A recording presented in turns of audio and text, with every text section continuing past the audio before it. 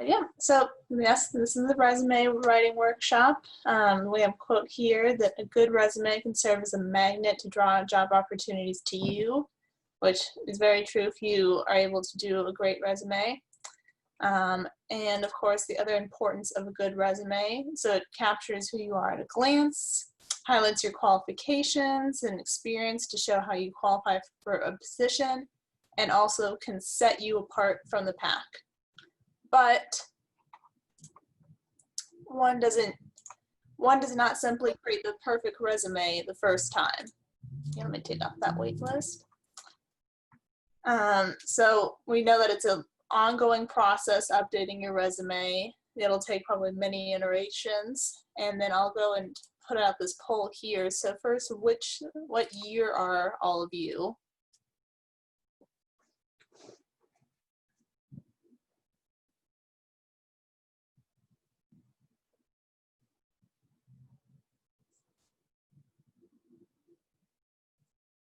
All right, it looks like most people voted.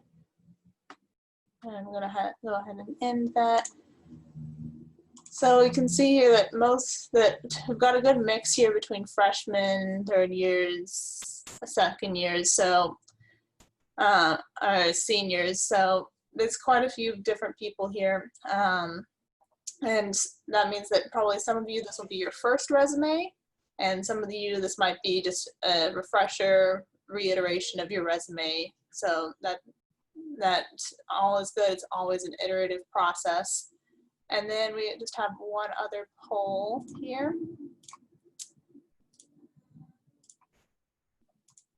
You could just also answer this, what your main goal is for attending the training, because resumes can be used for quite a few different reasons.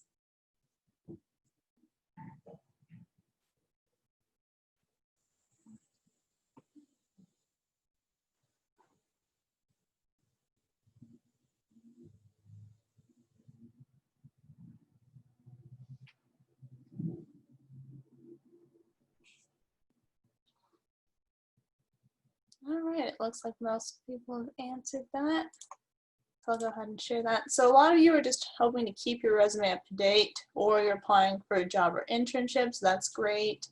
But some of you, this is your first resume, or you're hoping to go to like a scholarship or professional program. So yeah, you can use a resume for all those different purposes, and we'll try to tailor this advice to each of those different types of uses. So as far as what makes a good resume, so that would be tailored to the job description. It would summarize more than just your educational background and professional experience. It's easily readable, and it's also tight, lean, and clean. So generally, you want to keep it short and simple. You don't want to use 20 words when 10 will do. Try to be as accurate as possible, but don't be afraid to expand on what you've done, find the marketability in what you've done in the past. And then it should all be very readable, so clear font, easy to follow, have a good flow. And then think generally when about trying to quantify everything in your resume. That'll be a general point that we'll go over. How you did things, how much you did. Try to expand on what your past experience was. And then of course using readable common fonts. And I'd also say that for most of you, probably a page will be about max what you're looking for a resume. So, and feel free to unmute yourself and ask any questions, or put questions in the chat if you have any throughout the presentation. Okay. So we can go on to the next one. So general resources for creating a resume. There's of course the Career Center. So career.berkeley.edu/tools/resume. I'll go ahead and put that in the chat as well. Let's see if I can get to it. Never mind. Just having trouble seeing where the chat went. That's okay. And then there's also the job and internship guide and career readiness workbook. There's also, of course, going directly to the Career Center. So Jen Racklin, she's our main liaison with the Career Center, and she's for students in the Rouser College of Natural Resources, so you can always make an appointment with her. We also work with a number of pre-health counselors, Joe Scullion and Irma Moreno, so you can make appointments with them or go to their drop-ins. And just generally, the Career Center can help you with getting started, reviewing your resumes, providing feedback. They have also, I believe they still have some peer advisors there that can help you with all of those different points. And then, let me see. All right, and then as far as making a good resume, so I'll show you some examples of what good resumes look like along with each of the components. And I'll also be sharing some good action verbs that you can use in the follow-up to this presentation along with the recording of the presentation.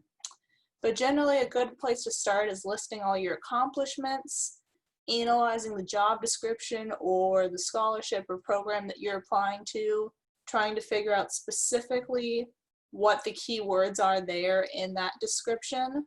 So looking at specifically the words they use. And I would say using words like that or synonyms of that will be important to include in your resume, because some of these large companies will use a keyword scanner to see if you have particular skills, let's say in Python or R, or if you have specific experience, like if you have a bachelor's degree. So using specific keywords and skills is good from the job description.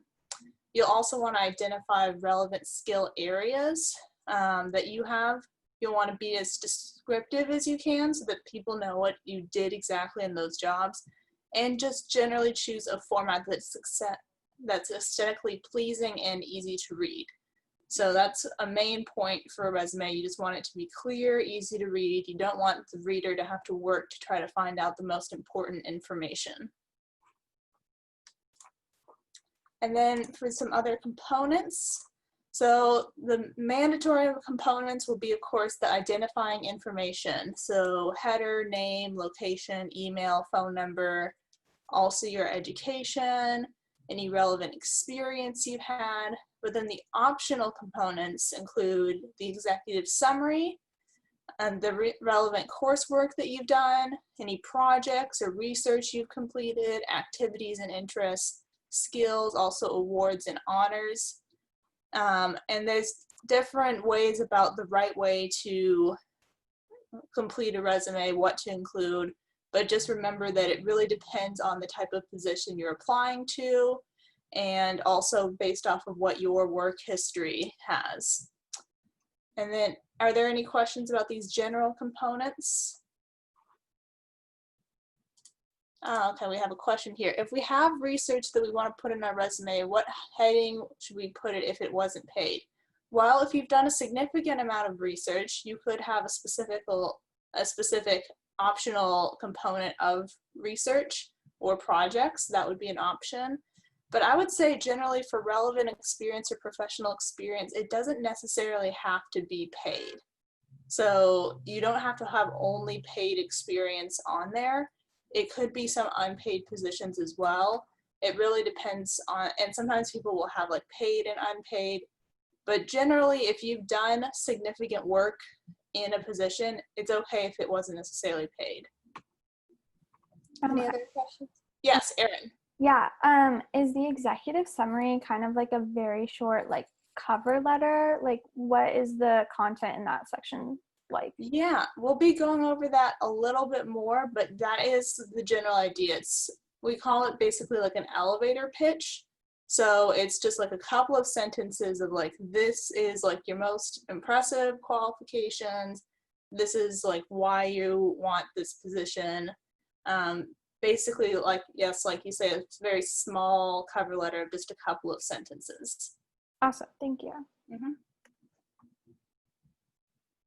Any other questions on this? Okay, we can go on to the next one. So we'll start with the identifying information. So generally this will go up at the very top. Feel free to use a bigger font for your name, that's fine. But then you'll want to include an address, email address, phone number. Make sure it's a phone number that you often respond to. You'll want to make sure that your voicemail is cleared out on that phone number, because you would be surprised how many times that employers might just get that your voicemail is full. So make sure that that's all up to date, that it's an email you check regularly, and that they're all appropriate listings. So of course your Berkeley email is great. And as far as an address, sometimes people put like a local and a home, but just a general address will probably be fine. And then any other questions on that? Then yeah, we can go to the executive summary. So this is just basically an alternative to what people would typically call the objective. So the objective is typically just what you want, but this is more of summarizing the whole resume in a couple of sentences, which really aids the reader to see this is the main qualifications that this person has, and hopefully draws them in to read the rest of the resume. So it's just a couple of sentences or bullet points summarizing the resume. So here's an example of an administrative assistant executive summary. So it says, fine-tune analytical skills with a dedication to expanding subject knowledge and workplace competencies through continuing research and training, willing to assume extra responsibilities to ensure optimal and timely project execution, type 80 words per minute with perfect accuracy. So we can imagine that for this particular position, typing speed, detail-orientedness, dedication, those were all probably things that they were mainly looking for. And that's basically what you want to focus in on for the executive summary, really tailoring it to the specific things that you think they're most looking for and how you meet those requirements. Any questions there? No? Okay, we can go on to education. So education, of course, you'll want to list the name of the school. So of course you'll want to mention Berkeley, your major and minor, or any that you're in progress, the degree you've received, and your likely projected graduation date.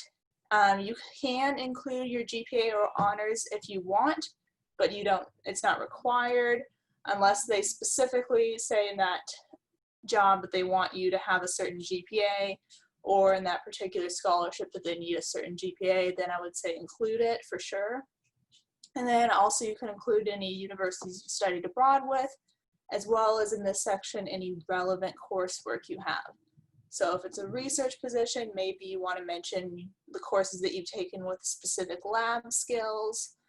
If it's a more general position, let's say you're just working in like an administrative role, if you've taken other like data analysis courses, that could be something that they might find useful. Any questions about that? Education, and then here we have general format of what the education could look like. Generally, you want to just put your from after high school on. It's not necessary to put your high school unless maybe it's your first year or so. Then you might include some of the things from your high school and the high school you went to. But generally, once you're a year or two out from high school, it's best to try to keep only what you've done in college on the resume.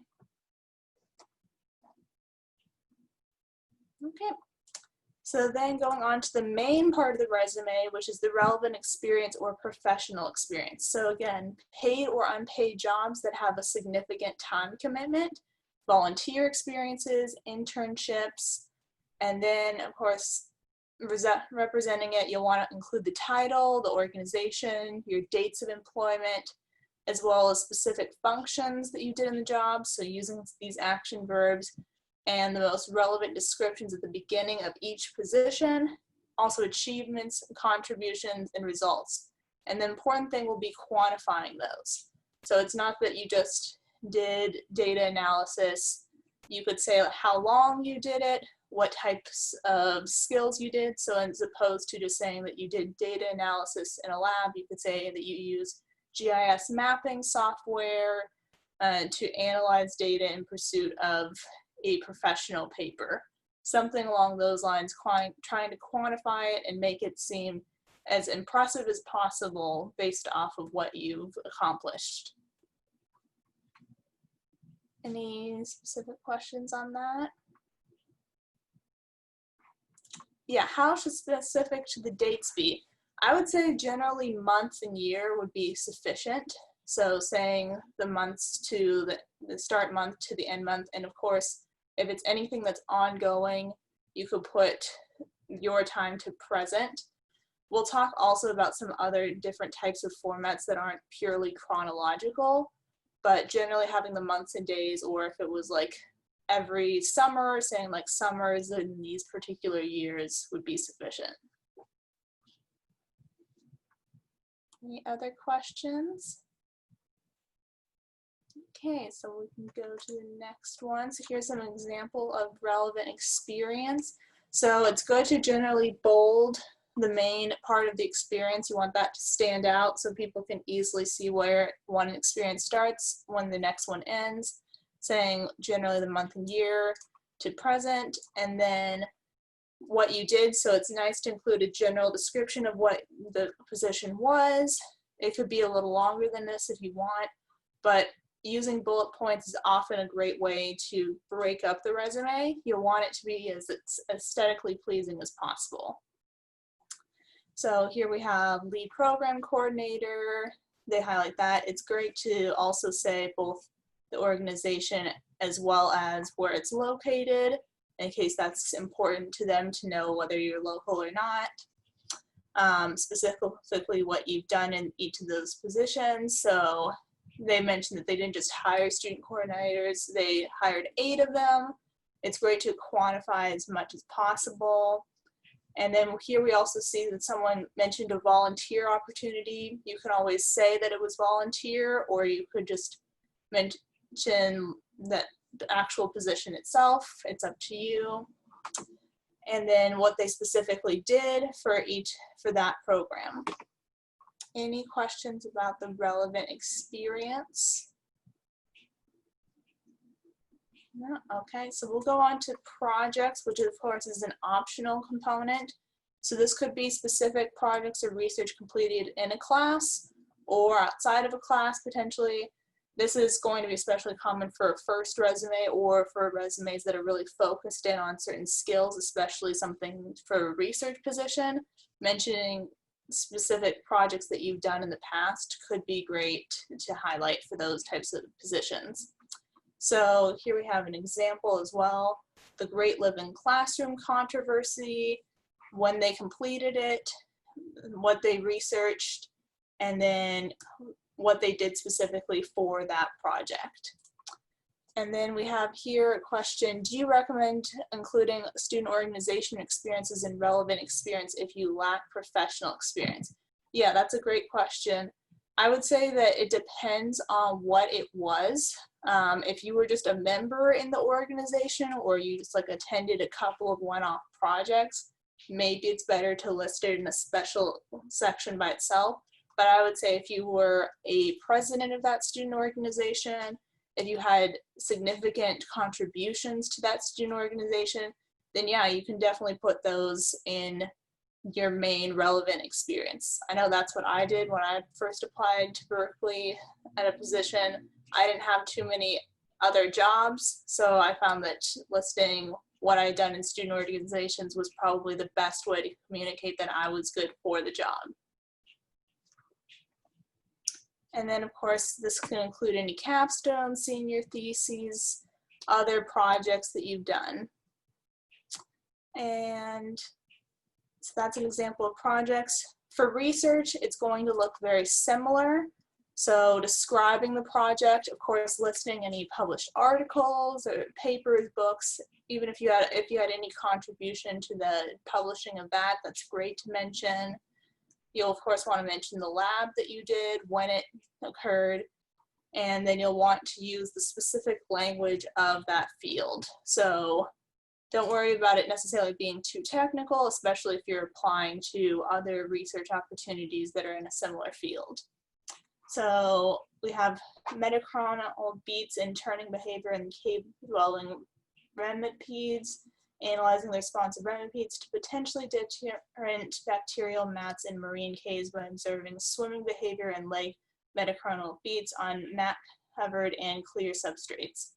So it might not necessarily make sense to the average lay audience, but you really want to keep in mind who your audience is for this particular project. I could see you mentioning it like this, especially if you're applying to other research in a similar area.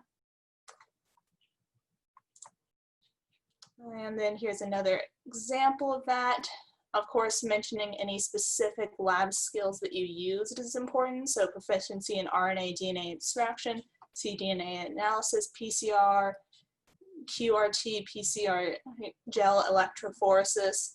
Those are all very important skills that they'll be looking for. So it's great to highlight those specific lab skills that you've gained. Any questions on research? Okay. So then we can go ahead. And then of course, if you wanted to do an honors thesis, that's also something you would want to mention. And you'll want to probably call out that it was an honors thesis, or if you've done a senior thesis, calling that out, because the expectation is that it has quite a bit more work than necessarily just a lab position, considering that you likely created this based off of your own background research ahead of time. Of course, the objective, results that you've had, any relevant software you used is all important. And then moving on to activities. So a lot of you will want to have an activities or interest section, especially if you lack a good number of positions to mention for other professional experiences. So this could be student activities, other organizations, professional associations, committees. So if you're, like, let's say in an honor society, or if you're on a student advisory committee, those would all be great things to mention. Any leadership positions you've had, you'll want to generally mention those also in reverse chronological order. So basically newest or most present first, any offices you had, and of course you'll want to especially focus on those that are relevant to your particular career focus or the job itself. And if you had significant experience, of course, you could mention that in the relevant experience section. Any questions on activities? Here's generally some examples of some activities. So we have here why scholars mentor. So it can look very similar to how you mentioned these in the relevant experience section, just with maybe a little less detail. Or you could list them out that you had these particular activities or professional affiliations and the year to start to end for each of those. It depends on how involved you were. And then of course, interests. It's great to include some interests. There's definitely quite a few employers that want to see generally who you are as a person. So while the main focus will be how you could be as an employee and your experience, it doesn't hurt to add an extra touch of what your general interests are, especially if they're related to the position you're in, or if they're just some other activities that you're involved in. People like to see interesting people in these positions, and that could make them think about generally more of like, this person could be a good character fit for our organization. Any questions about that? Okay. I have a question. Yes, Erin. Okay, so I'll use the Daily Californian as an example. Let's say you were an assistant photo editor, but then you like got promoted or something and you were like a bigger editor. Do you do like two separate bullet points, or do you just do like assistant photo editor, comma, like executive editor or something like that? I would say generally for most of these experiences, you can mention like the final position there for what you did. So okay. It's generally, it's okay to mention like what you had as like the final position you had in that organization. It's understandable that many people, if they don't just become president from the start, they might go from like secretary to vice president to president of an organization. So I'd say you could mention that. If you wanted, you could mention the other different positions you had, especially if they were particularly different. Like if you did a secretary and then treasurer, that might be something where you might want to mention those separately. But I'd say generally the cumulative position is fine. Okay, awesome. Thank you. Any other questions about that?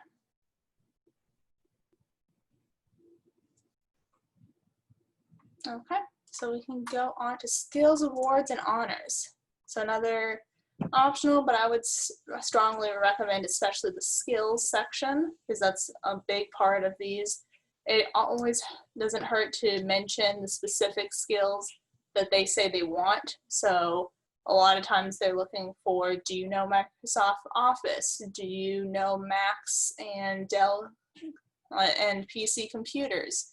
Do you know specific lab techniques? Do you have specific data analysis skills?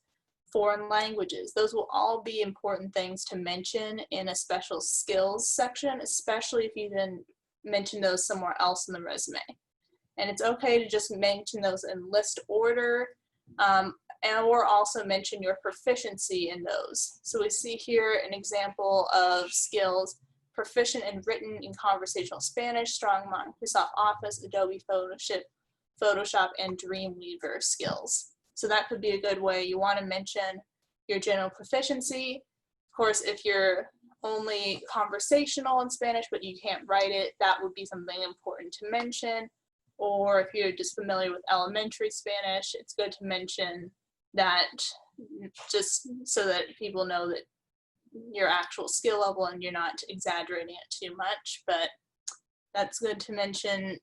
Those could still be useful. And then of course, academic honors. If you've received honors or other awards, those could be relevant, especially if you need some space to fill on the resume. Mentioning those that you've received could be a great way to show some space, make you stand out from the other applicants, as well as make you seem a little more exceptional. So we see here, mentioning the award that you've received is great, the specific name of the award, when you received it, and also why you received it, especially if it's not particularly obvious. So they mentioned the Shibo Zhang Undergraduate Fellowship Award, January 2012, awarded research grant to conduct student-initiated spur project on plant metabolism upon powdery mildew infection. So they might mention this also potentially under the research. That would be another place to list this award, but maybe they want to mention in the awards separately as well. And then of course, including other concrete examples is great for your abilities. And then unless it's relevant or you're particularly new, again, putting high school awards won't necessarily be relevant. Any questions about skills, awards, or honors?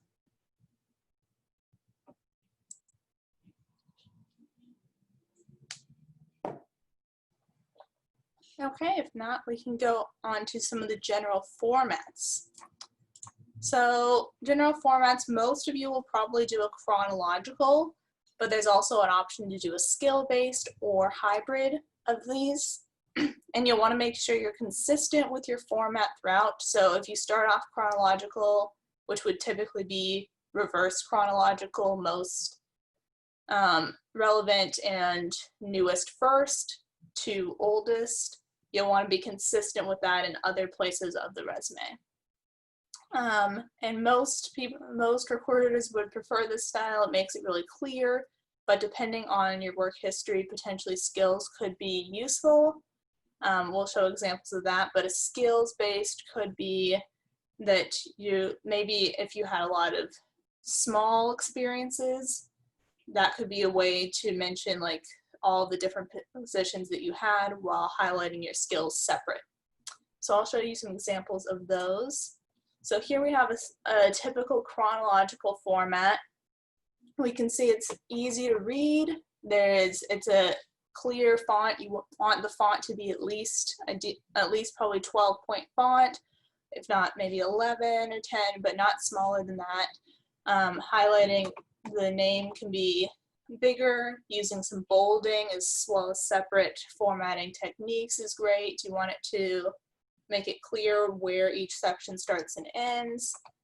And then in here you mentioned, so it starts off, instead of the objective, you might want to do the executive summary, but otherwise there's education, related courses, experience. So we can see the most recent experiences first here, then other volunteer experience, as well as awards and skills, typically at the end for the typical chronological format.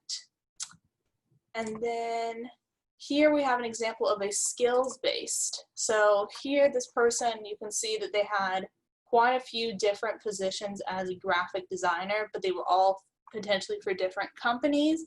That might mean that this person is best with a skills-based. So let's say maybe your main experience has been that you've done tutoring for different groups. Maybe mentioning all of those in a skills-based format could be a good option. But a lot of times if someone does a skills-based format, it could be that they're a little later in their career. So with the skills, they do something similar to an executive summary here, really focused on the specific skills they have, and then listing your core competencies, what you've gained in each of these skills, what your main focus has been on for each of those. And then, of course, your education is great, and then later your technical skills at the end. Oftentimes you might want to list your education lower down on the skills-based format. Any questions for that?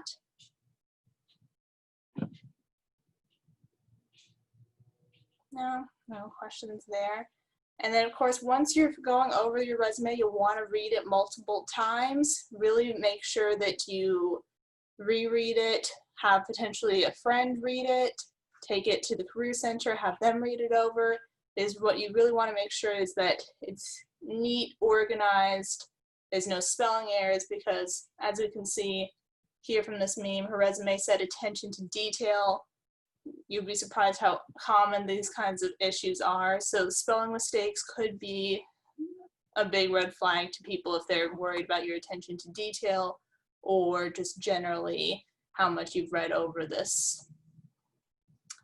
And then some other quick tests. So holding your resume at arm's length, looking at it visually, and then scanning it for 60 seconds to see what was communicated in that time. And then having others do that as well. So the holding it, seeing what you can see most easily, and then also generally scanning in and seeing what you see most easily. Those will be two good tests, because generally you probably won't have an employer look at this for much more than 60 seconds on a first glance. And in that time, you'll want to make sure that you grab their attention to then take the extra time to read over the resume in more detail. Any questions about that? General questions about resumes? No? Okay. So we're going to go on to cover letters then. So importance of a good cover letter. So very similar to a resume, often accompanying the resume, most positions will ask for a cover letter in addition to a resume. So you'll want to convey your passion for the position, establish a connection between you and the hiring committee, and ideally set you apart from the pack. So we can see here a general format of what you've done. So oftentimes you want to have like an opening, middle, and closing paragraph, address it to their particular name, or specifically the hiring manager or the position that they have in that company. Introduce yourself, what you're applying for in that opening paragraph, stating where you saw it could work. Any contacts that you have is great in that opening paragraph. Potentially doing a really brief summary, so one sentence summary of why you're they're interested or your specific qualifications for that position. Middle paragraph, so you could use that job announcement as your main guide for focusing on a few specific examples from your resume. You don't really want to repeat the sections of your resume here. You want to highlight most relevant skills, use specific terms and language relevant to the field, and if you can, show you've researched the organization. That would be great in the middle paragraph. And then the goal is, of course, to establish a match between you and that employer, especially in this middle paragraph that's the main meat of the resume. And then in your final closing paragraph, you'll summarize your qualifications again, but really try to not repeat what you've said exactly above. Don't try to list too long. You want this to be readable and digestible. And then mentioning the most important skills and accomplishments that you have, and then saying specifically next steps so that you look forward to following up with them, and that and then of course thanking them for reading your application. It's always a great closing sentence in that closing paragraph.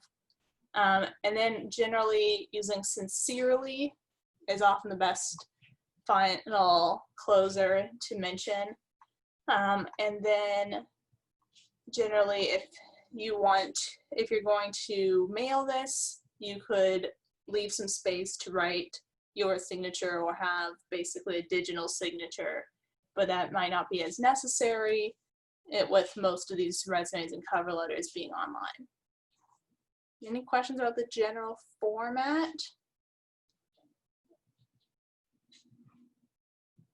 No? Okay. So we'll go ahead and go through some of the do's. So before you make a cover letter, ideally you'll want to research the company and the position. I know this can take quite a bit of time to do, but it's really worth the investment if this is a position that you really hope to have, both for your own sake to know, would you like to work for this company? Do they have a good track record? Is this somewhere you could see yourself? As well as to show that you've really gone above and you know exactly what this type of position is, and generally what the tone of the company is. If oftentimes you can get a sense of that from how they refer to themselves. Are they a bit playful in their online advertisements? Do they seem to be fairly lively? Do they mention like a family environment? Maybe then you want to be a little more warm. Or if they're a little more professional, you'll want to match that tone as well. And then ideally addressing it to someone specific or the position that will be reading it. That's great. And try to avoid having "to whom it may concern" in the opening of the cover letter. And then generally keeping it short and concise. Why you want to work there, why you're the best candidate. Those will be the main questions that guide how you write the cover letter. And then you don't want to just repeat everything in the resume. And you could even use some bullet points, lists, or tables in the cover letter itself. It really depends on the position. If this is focusing more on written skills, maybe it's better to do the typical paragraphs. But if it's potentially a newer company, something that's looking for more innovation, or like a tech company, they might be really open to seeing bullet points, lists, or tables just because it's a little more visually appealing. Any questions there? Okay. And then of course I think I mentioned it before, but you'll want to keep this to 1 page max, especially for the cover letter. So while you could potentially go a little over a page for the resume, really it should be 1 page max with plenty of white space at the top, at the bottom. You'll want to have some white space there. You don't want it to do a full single spaced 1 page. And then of course also referencing anyone you've met, any personal connections will be a great thing to include in the cover letter. And then a lot of times people are concerned here if they're highlighting their greatest strengths and character traits or bragging. I'd say it's okay to brag. They expect you to brag. Everyone will be highlighting their most important skills. And it's really not necessarily the time to be too humble. You'll want to mention the solid things that you've done, and say that you really think you would be the best fit for this position. And you want to set yourself apart as much as possible throughout this. Also be as specific as you can, both with the position as well as the skills that you mentioned. And of course, proofread it for grammatical and spelling errors. So proofread it multiple times, having someone else read this, because oftentimes you might skip over an error, they might not. That could be great as well. And then some don'ts. So big one, which would be don't skip on including a cover letter if you're asked to submit one. Doing that will mean you're probably not going to be considered for the position, so really include the cover letter. Make sure you include it how they requested, either for the resume in the same attachment, different attachment. Follow those specific instructions for the cover letter. Don't input the wrong company or organization name in the title. It kind of goes without saying, but it's really easy to do, especially if you're reusing the same cover letter, which is also not recommended. You really want to tailor the cover letter, especially to each position. Your resume might look very similar if you're applying to similar lab positions, but try to be really specific in the cover letter. Mention the exact person who you'd be submitting this to, mention some specifics about why you're interested in that particular lab. You'll want to make this as specific as possible. Of course, don't be too general. Try to avoid templates. So by templates, I don't mean the general format, but something that says some of these general phrases like I'm X, I'm applying for X, please see my resume for further information. Try not to use too many of those typical sentences. And then generally don't reference people you don't know or you haven't connected with in a long time. A lot of times the first thing someone will do after they've read the cover letter, if you reference a particular person, they'll probably go to that person and say like, oh, we have one of your friends applying for this position. And that probably won't go very well if the person doesn't remember you. So make sure that if you're going to reference people, that you connected with them fairly recently, or that you really have a connection with them. Any questions about that?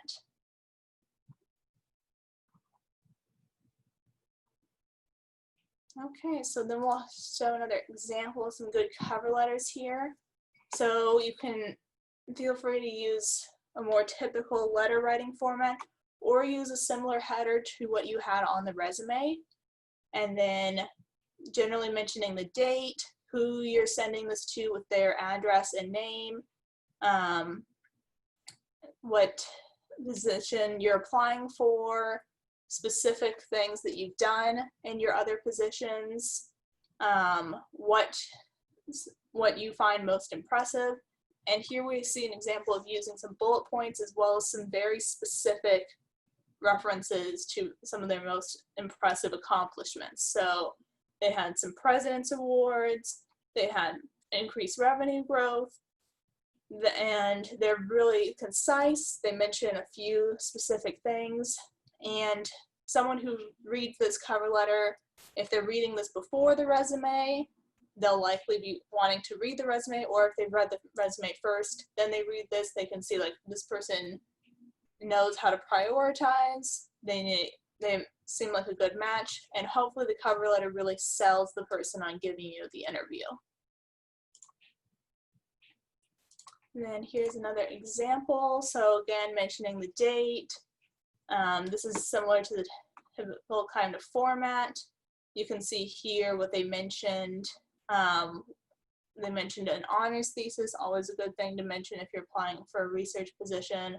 Some specific experience with some bullet points, along with quantifying of those experiences.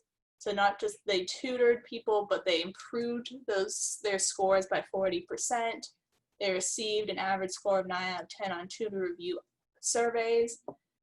You could either include these types of bullet points in the cover letter, or especially in the resume itself, in each of those bullet points or other mentions in each relevant experience.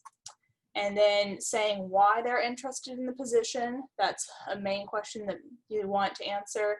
and then following up with that you've enclosed your resume, that you thank them for your time, any other relevant closing information.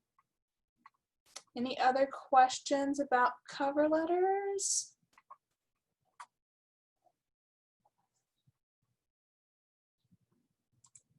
Okay, so we can go on to some of the general resources here. So there's, of course, the Career Center. So career.berkeley.edu has most of these resources.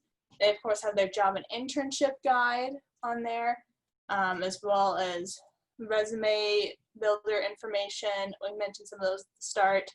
There's, of course, critiques and also mock interviews that you can do with each of those, and a lot of this is also available on Handshake. So if you sign into Handshake, you can access quite a few of these resources. There's also videos on internship concerns, and then I think this was the previous semester's deadline. So likely this will occur. I'll try to look up that exact deadline to update everyone, but this will probably be by late October is your resume into the internship and career book. The internship and career book has a collection of resumes that they then can send to employers. So it's great to submit it to that. And then, of course, you can also refer to faculty and professionals in your field for both help on writing the resume and cover letter, as well as just general job and interview advice. And your advisor can serve as another stopping point if you want refreshers on what resources are there available on campus, how you should go about potentially like applying to jobs, whether it would be good to apply now or later. Those could all be questions for your advisor. And then, of course, subscribing to Career Mail is another great option for you to get more information about careers and jobs. So you can, of course, sign into Handshake, locate your specific career interests, choose which of those, click Save. And then once you're subscribed, you'll get targeted emails about jobs, internships, awards, all sorts of different relevant information to that particular field from the Career Center. So I really recommend subscribing to Career Mail for that information. And then, of course, the career fairs. There's going to be a number of career fairs this semester. So the one coming up the soonest will be the Biotech and Life Sciences Career Fair from 12 to 4 p.m. On the 22nd. Then the following day, there's the Government and Public Service and Nonprofit Career Fair. And the day after that will be the Education, EdTech, and Youth Services Career Fair. There's also a few other STEM series later on in the semester in September and starting October. And then there's the Master's and PhD Career Fair on October 15th and the Graduate and Law School Fair.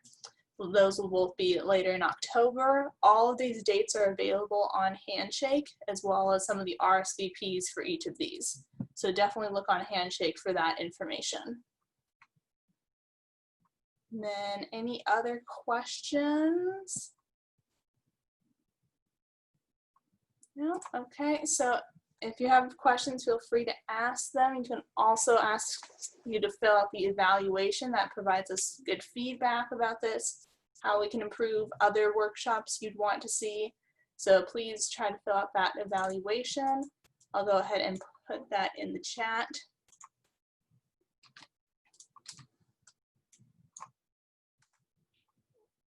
Let me go and copy that, paste